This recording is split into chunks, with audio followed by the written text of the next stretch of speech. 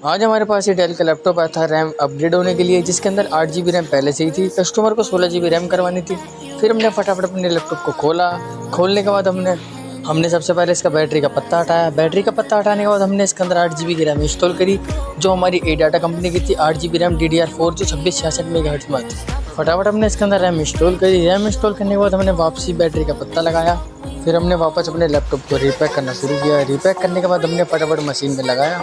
देखा तो लैपटॉप ठीक है, 3 बार रीस्टार्ट हो चुका है। 3 बार रीस्टार्ट होने के बाद इसकी डिस्प्ले आ चुकी है गाइस। ऑन होने के बाद हमने देखा कि हमारे लैपटॉप में 16 GB फाइनली इंस्टॉल हो चुकी है। और मिलते हैं किसी अगली वीडियो में। Bye bye guys.